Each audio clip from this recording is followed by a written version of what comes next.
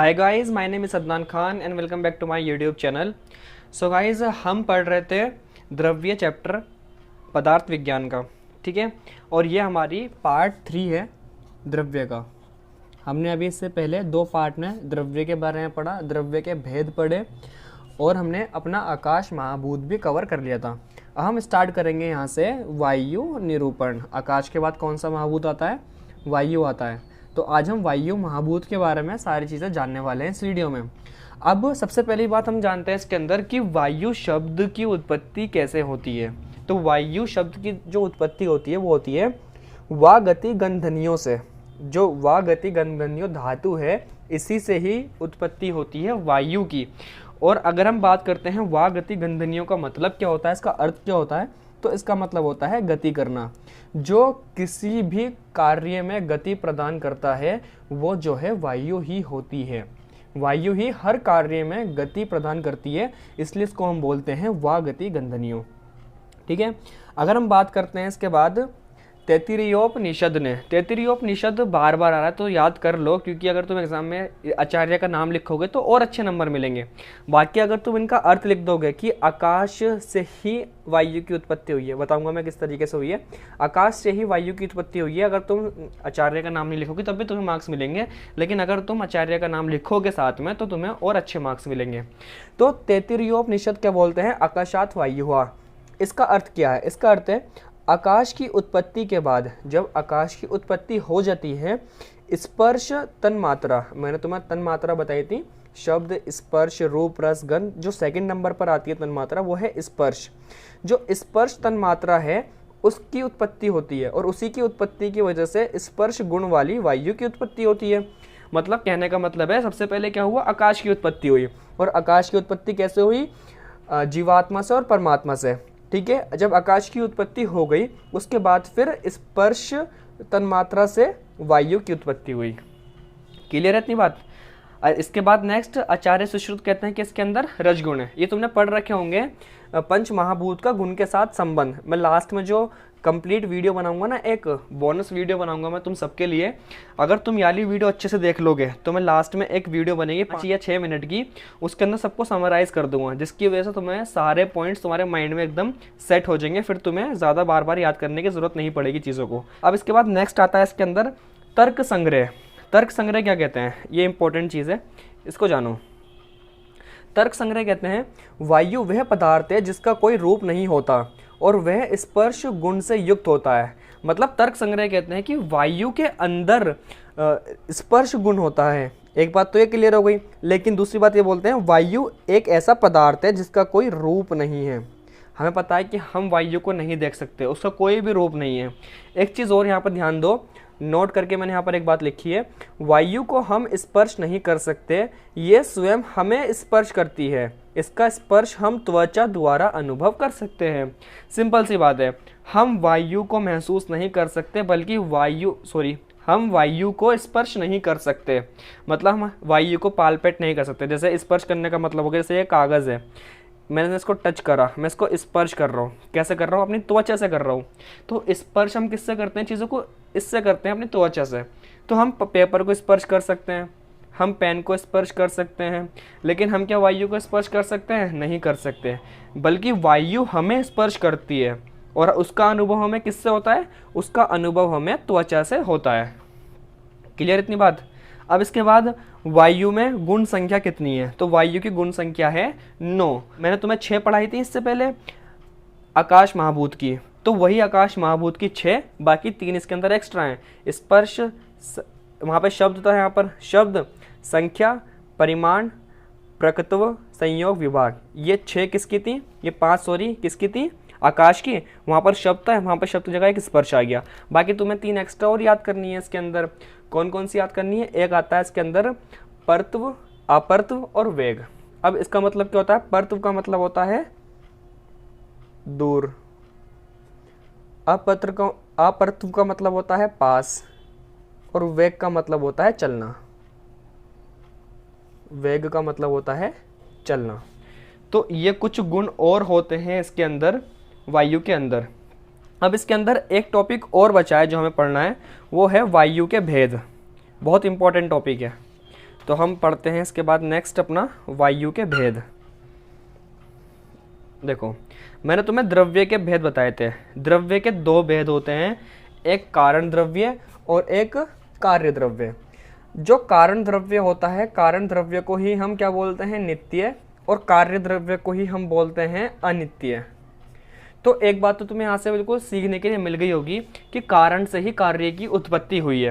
अब हम वायु के भेद की बात कर रहे हैं। जैसे तो वायु के भेद में हमने क्या पढ़ा, एक नित्य है। तो नित्य क्या है, एक कारण है, एक कारण से कार्य की उत्पत्ति होगी। तो हमें अब सारे कार्य को इलोबरेट करना है, हमें कारण को पढ़ने की कोई ज़रूरत नहीं है, हम सिर्फ इसके कार्य पढ़ने वाले हैं। अब यहाँ समझो इस चीज़ को। अब कार्य कितने प्रकार के हो सकते हैं? कार्य हो सकते हैं 3 प्रकार के। एक आता है इसके अंदर शरीर संज्ञक, दूसरा इंद्रिय संज्ञक, तीसरा आता है विषय संज्ञक। अब इसको पढ़ते हैं हम 1 बाय 1। शरीर संज्ञक क्या होता है? शरीर संज्ञक होता है जो गतिविधियां शरीर के अंतर्गत हो रही हैं। इंद्रिय संज्ञक जो गतिविधियां हमारी इंद्रियां, जो हमारी इंद्रियां 5 प्रकार की होती है ना, 5 ज्ञानेंद्रियां होती हैं, 5 कर्मेंद्रियां होती हैं। टोटल कितनी होगी? 10 इंद्रियां हो गई, और एक होता है मन। तो हम बोलते हैं टोटल एकादश इंद्रियां। तो वो उन इंद्रियों से जो हम कार्य वगैरह करते हैं तो वो उसके अंतर्गत आ जाएगा।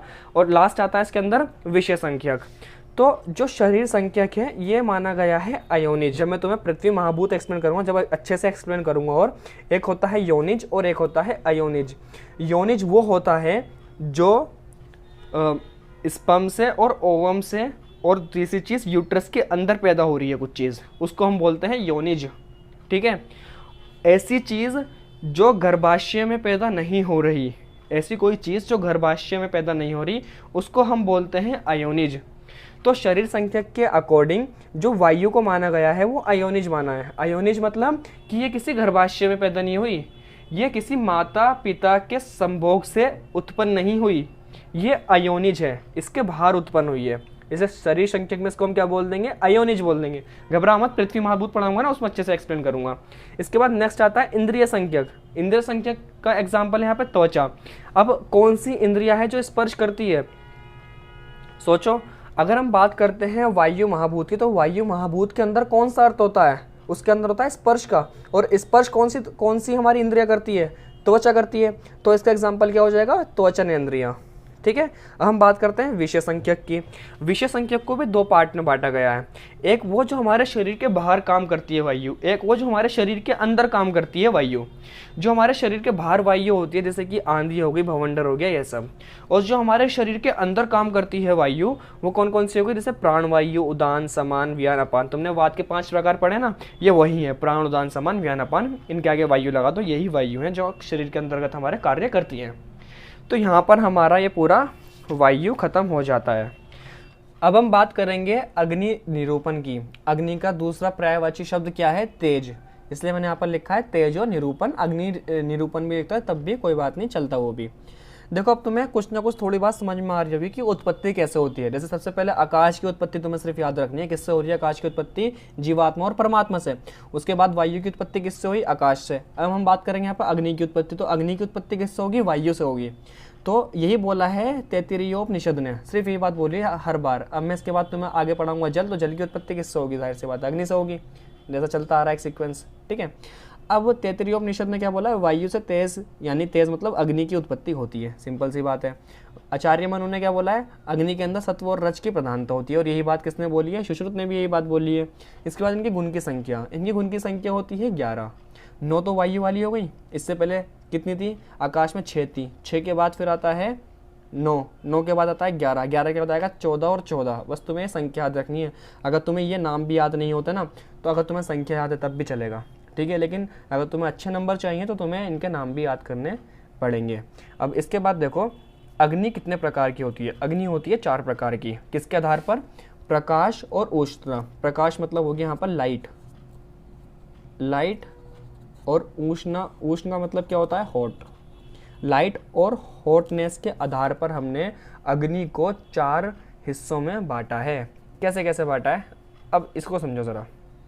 देखो, अगर किसी के अंदर प्रकाश है और ऊष्मा भी है, ऊष्मा मतलब लाइट भी है और उसके अंदर हीटनेस भी है, मतलब प्रकाश मतलब लाइट और ऊष्मा मतलब हीटनेस, दोनों चीज़ें हैं। तो जैसे कि सूर्य के अंदर। बस यहाँ पर हमें एग्जाम्पल याद करना है, इनका वो याद करने की ज़रूरत नहीं है कि इनको बोलते क्या हैं। या फिर जिसके अंदर प्रकाश तो है लेकिन ऊष्मा नहीं है, मतलब लाइट तो है उसके अंदर लेकिन उसके अंदर हीटनेस नहीं है, जैसे कि चांद। रात को चांद की रोशनी आती है, उससे हमें कोई हीट महसूस नहीं होती। अब जिसके अंदर प्रकाश नहीं है लेकिन हीट है, ऐसी कौन सी चीज़ है? गर्मियों के अंदर अगर जब हम बाहर जाते हैं तो लू लगती है, तो लू के अंदर कोई लाइट तो हमें महसूस नहीं होती लेकिन उससे बहुत ज़्यादा गर्मी लगती है, ऐसा लगता है कोई चाटे ही मार रहा है हमारे गाल पर, है ना। तो वो हो गई लू। और जिसके अंदर प्रकाश भी नहीं है, जिसके अंदर हीट भी नहीं है, ऐसी कौन सी चीज़ है? नेत्र। जो अग्नि है, अग्नि की प्रधानता हमारे नेत्र में है। और अगर हम बात करते हैं अग्नि की तन्मात्रा, तो अग्नि की तन्मात्रा है रूप। ये भी तुम्हें याद रखनी है। रूप मतलब देखना, तो किसके थ्रू देखते हैं हम? नेत्र के थ्रू देखते हैं। इंद्रिया कौन सी हो गई? नेत्र हो गई। तो ये हो गए इसके अग्नि के प्रकार। ये ज़्यादा कुछ खास नहीं है इसे पढ़ने का, बस इसके भेद तुम्हें एक बार देख लेने हैं, क्योंकि अगर तुमने भेद नहीं लिखे तुम्हें पूरे मार्क्स नहीं मिलेंगे। और भेद बहुत सिंपल है सबके, अगर तुमने पढ़ लिए होंगे द्रव्य के भेद तो उसी प्रकार से ही हैं। जैसे अग्नि के भेद हैं। अग्नि के भेद कौन कौन से? नित्य और अनित्य। मतलब कारण से कार्य की उत्पत्ति हो गई। जब कार्य की उत्पत्ति हो गई तो कार्य कितने प्रकार के हुए? वो 3 प्रकार के, जैसे मैंने तुम्हें अभी वायु महाभूत में पढ़ाया था, यही मैं अग्नि में पढ़ाऊंगा, यही जल में और यही पृथ्वी में। ये शरीर संख्यक, इंद्रिय संख्यक और विषय संख्यक तो आने ही आना है। सिर्फ आकाश महाभूत में ऐसा कुछ नहीं था, बाकी चारों महाभूत में है। अब अगर हम बात करते हैं शरीर संख्यक, तो इसको माना है जिसकी उत्पत्ति होती है अयोनज है। अब तुम खुद सोचो, अग्नि है, अग्नि क्या किसी के पेट में बनेगी? कोई ऐसा जानवर है, कोई मनुष्य है जिसके पेट में अग्नि बनेगी? जो अग्नि जहाँ से जन्म लेगी, तो अग्नि ने जन्म कहाँ से लिया है? माता पिता के संयोग के बाहर से लिया है। मतलब अगर कोई देखो, एक होता है योनज और एक होता है अयोनज। योनज का मतलब होता है वो चीज़ जो कि स्पर्म और ओवम से मिलके बनी हो यूट्रस के अंदर। ठीक है, बात समझ में आ रही है? जो किससे मिलके बनी हो? वीर्य से मिलके बनी हो। और किससे मिलके बनी हो? ओवम से मिलके बनी हो किसी गर्भाशय के अंदर, उसको हम बोलते हैं योनज। उन चीज़ों को बोलते हैं। और अयोनज जो इनके बाहर बनी है उसको अयोनज बोलते हैं। बहुत सिंपल है।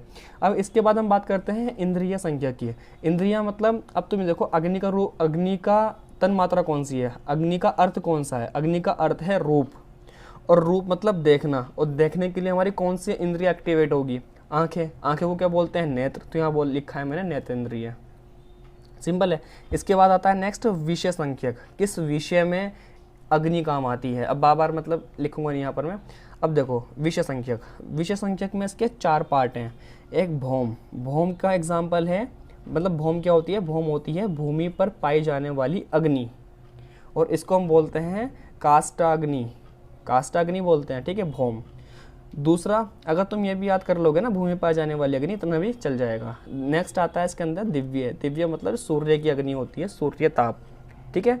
नेक्स्ट आता है इसके अंदर औदर्य। औदर्य का मतलब होता है जो हमारे उदर रीजन में पाई जाने वाली अग्नि है। कौन सी है? हमारी जाठर अग्नि। ठीक है, जाठर अग्नि के बारे में तुमने क्रिया शरीर में पढ़ा होगा। नेक्स्ट आती है इसके अंदर आकरण। आकरण का आकरण क्या होता है? आकरण होती है खान आदि में पाए जाने वाली अग्नि। इसका एग्जाम्पल जैसे कि स्वर्ण। ठीक है, तो ये क्या हो गया? हमारा विषय संख्यक के 4 पार्ट हो गए। ये तुम्हें याद करना है एज इट इज़। तो अगर तुम भेद नहीं लिखोगे तो अब फिर बता रहा हूँ तुम्हें पूरे मार्क्स नहीं मिलेंगे। अब इसकी नेक्स्ट वीडियो में हम बात करेंगे जल निरूपण की और पृथ्वी निरूपण की। ठीक है, अगर आपको गाइज ये वीडियो अच्छी लगी या फिर आपको कुछ भी सजेशन देना है कि वीडियो में कुछ खराबी है, फिर दूसरे स्टाइल से तुम्हें समझाना है, तो आप मुझे ज़रूर बताएं। मैं अपना स्टाइल चेंज कर दूंगा पढ़ाने का, और जिस स्टाइल में आप कहोगे मैं उस स्टाइल से तुम्हें पढ़ाना स्टार्ट कर दूंगा। अगर आपको सब कुछ समझ आया या फिर कुछ भी क्वेरी वगैरह है तो आप मुझे कमेंट करें, और अगर वीडियो अच्छी लगी तो वीडियो को लाइक करें, और मेरे चैनल पर भी विजिट किया है तो चैनल को सब्सक्राइब करके बेल आइकन को प्रेस कर दें, जिससे मैं नेक्स्ट वीडियो अपलोड करूँ आपको उसका नोटिफिकेशन मिल जाए। Okay, thank you so much guys.